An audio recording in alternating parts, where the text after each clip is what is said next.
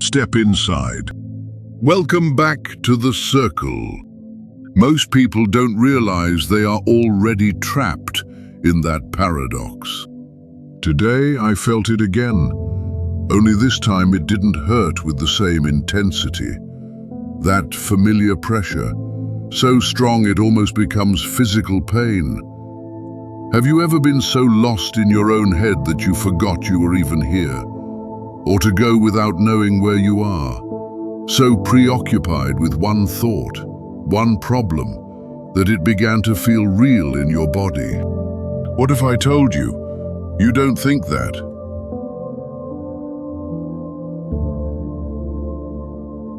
You are what notices them. Most people never realize that they spend their entire lives in their own mind.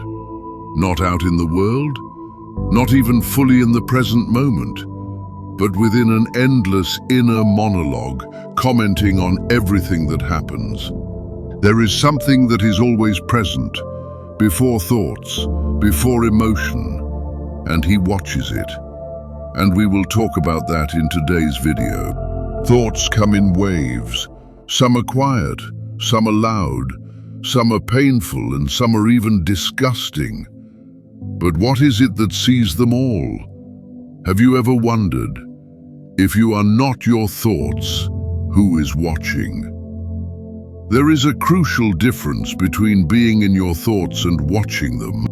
When you're in your thoughts, you are carried away by stories about guilt, fear, regret, and who you should be, how you should behave, and how you should live. The mind builds narratives and then traps you in them. We become addicted to this inner voice, slaves to the commentary that never stops judging, comparing, and repeating. But if you can hear that voice, then you are not that voice. Imagine a cinema.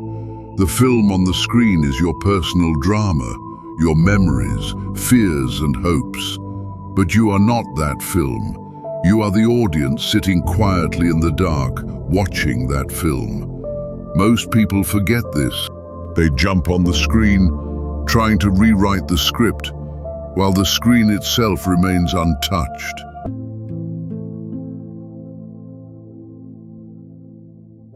That silent observer, sitting in the dark, is your essence.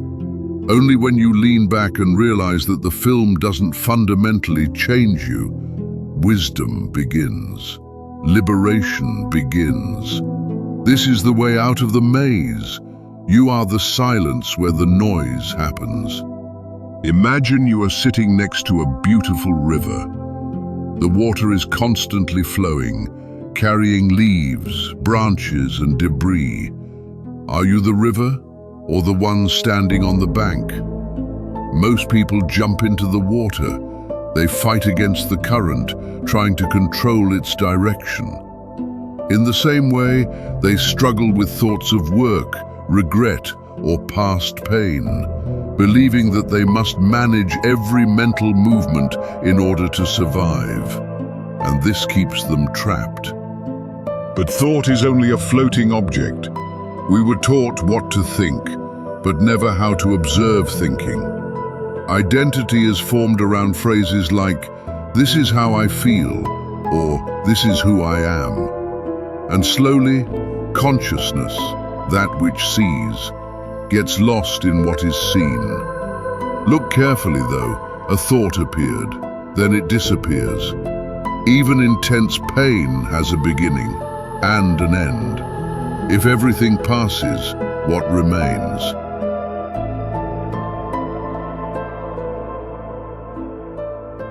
That thing has no name, but you know that. It was there when you were a kid, before roles and expectations. It is there now, unchanged, even while the world is being rearranged. This is your inner ground. Everything else is time. The observer does not judge. It's not up for debate. It doesn't try to fix reality. He simply sees, and that's enough. When you identify with thoughts, every problem becomes personal. One idea, "I'm failing" can hurt you deeply because you believe it's you. But as an observer, something changes. You don't see failure, see the thought of failure.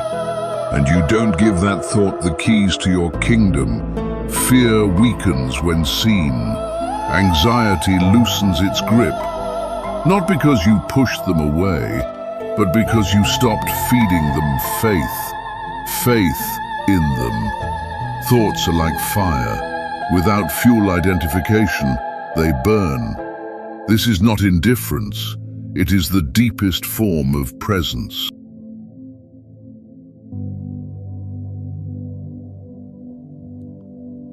Your consciousness is a mirror. It reflects beauty and ugliness equally, but it doesn't hold on to anything, and you need to polish that mirror well. Grief does not stain him. Joy does not inflate him. When you stop fighting the reflections, you realize something quietly startling. The mirror was never broken. There is a moment that most people miss. A short distance, so subtle that it often goes unnoticed. Between the end of one thought and the beginning of the next, there is no story in that gap, no label. There is no I, just awareness. The mind rushes past this space, fearing the silence, because silence feels like a loss of control. Silence is nothing. That's what most people think.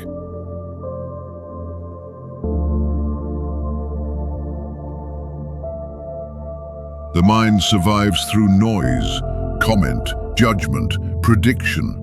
And when the noise stops, even for a second, he panics. Who am I without my thoughts? Silence does not occur to him. But that question is also just another thought. If you don't follow him, something extraordinary is happening. The silence does not collapse. She reveals herself to be stable. She's alive. You begin to notice something fundamental. Consciousness does not need thoughts to exist. Thoughts need awareness, just as clouds need the sky. But the sky does not need clouds. That is why the observer feels unknown, not because it's new, but because it never needed attention. It was always there. It was waiting. The observer never ages. Time has no effect on him. Why? Your body is changing, your stories evolve, but the one who sees the change remains the same. It is not trapped in time, because time exists only in the concepts of before and after. It is only in our thoughts. Right now, what registers these words? Not a thought. Presence before that. That's you. And that's where we come to the biggest paradox.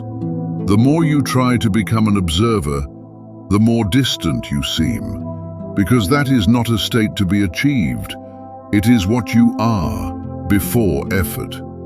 Trying to achieve this is like trying to jump on your own back.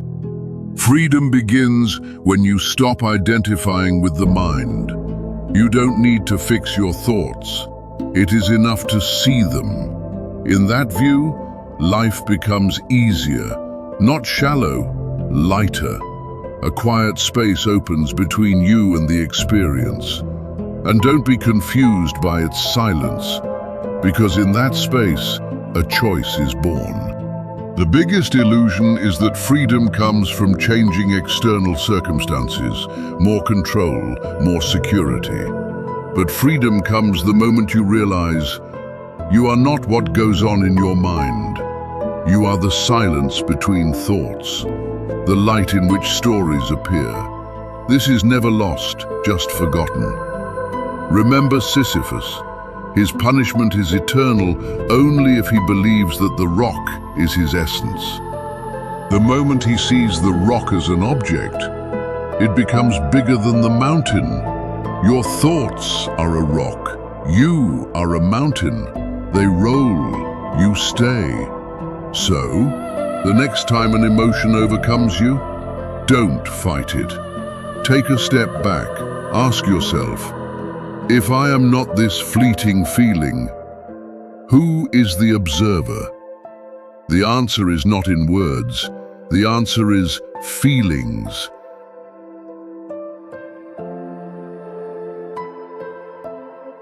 It is what remains when the words fall silent. You are not asking for freedom, it's you. Welcome home. Thank you for watching.